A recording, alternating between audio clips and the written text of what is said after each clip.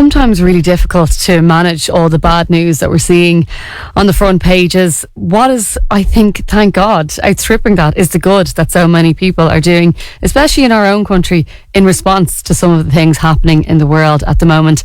And this next interview is going to give you hope and inspiration, I think, because it's about a group of people who came together to think, what can we do to help those who are suffering in Ukraine? What can we do to come together to do something practical?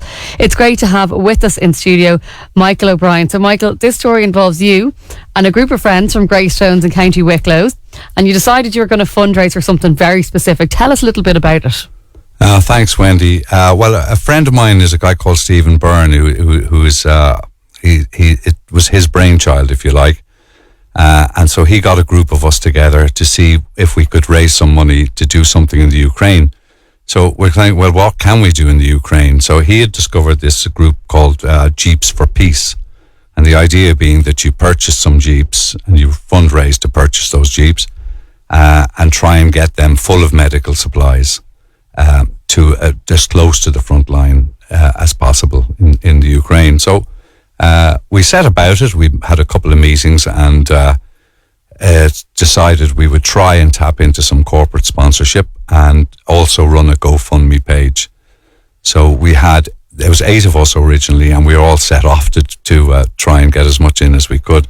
But the response was just incredible. We actually doubled our target. Wow. We at the start, Wendy, we didn't know whether we were going to get 1 Jeep, 2 Jeeps, or 3 Jeeps. And one guy just rocked up and bought us a Jeep. He paid for the Jeep, and so we are being moved as we go along. And eventually we ended up with almost 30,000 euros, plus about 50,000 euros worth of medical supplies given to us by St. Vincent's Hospital, which nurse Finola Harrington was very busy in. It's all practical stuff that's needed. Incredible. Right? So the Jeeps is the practical thing you need to drive. You're trying to get it to borders over rough terrain, all that sort of stuff. You fill them up. So who takes them there? How does that work? Well, we had a team of 60. If we had there was 27 Jeeps in total. We had with 3. We're the first Irish team to get involved, as far as I know. And we had maybe 20 guys from 20 Jeeps from Scotland. It's huge in Scotland. So we had this massive convoy, trucker, breaker, going all the way across Europe. So yeah, it's incredible experience. We'd raised the money. One of the guys, Paul O'Grady, is very good mechanically, so we had him on board as well in case anything. So were you happen. driving one of the Jeeps, Michael? Yes, absolutely. We had 3 Jeeps, and we had 8 of us doing shifts on the 3 Jeeps, and so we'd drive for 2.5-3 hours and then change. So where did you start out from, and how long were you on the road for? Oh gosh, yeah, we spent a long time on the road. So we started out from Larne, crossed to Stranraer, drove down to Hull, Wendy, and then we got the ferry to Rotterdam, and from Rotterdam we drove through some of Holland down near Nijmegen and across to Leipzig in Germany. That was a long journey where we got to see half of the Ireland game, because they're not big on rugby in Ireland-Scotland game, which was great because there were so many Scottish and Irish people there. So it was a good bonding experience and a bit of fun. So.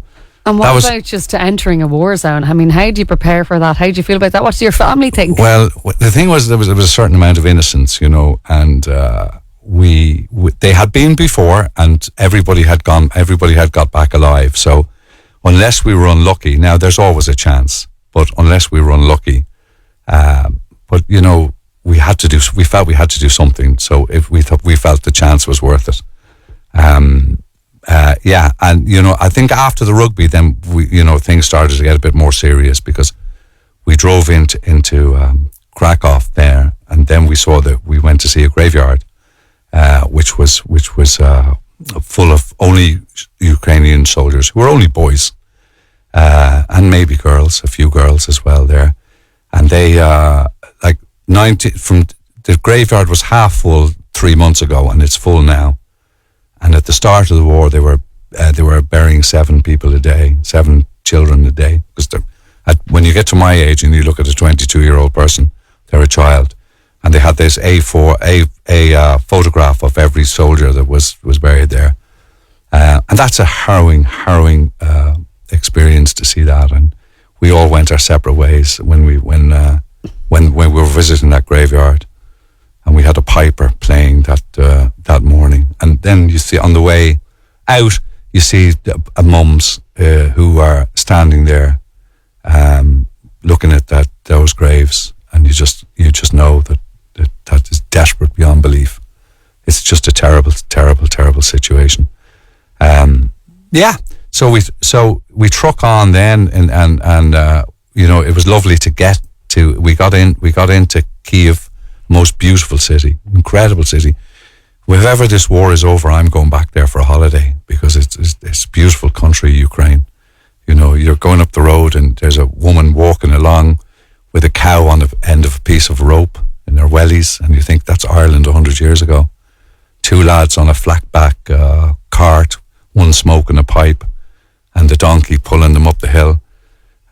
And then you go another couple of miles and you're into this neon petrol station selling hot dogs and fruit machines and all this kind of thing. So there's everything going on there. And then, we went to a concert in the school. The children put on a concert for us. And the most beautiful children, they're wonderful, wonderful singers in the Ukraine. And you're looking at those kids and you're thinking, what have they got to do with this war? It's just terribly emotional. And then, as we were leaving, the headmistress said, I want to show you the cellar of the school, which was a bomb shelter. So they had desks for 1,600 children underground, so that when the sirens go off, those children go into the basement. That's part of their lives. That's their lives. Yeah. And that would happen 3 or 4 times a week. Didn't happen when we were there, thanks be to God. It almost, I would imagine, Michael, feels it's such a nightmare situation. It feels surreal in a way. Unreal, completely.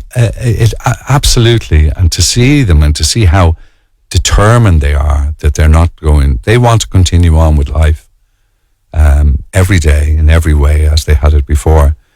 And the thing which really impacted on me was the headmistress of the school was so emotional that we had rocked up to our school.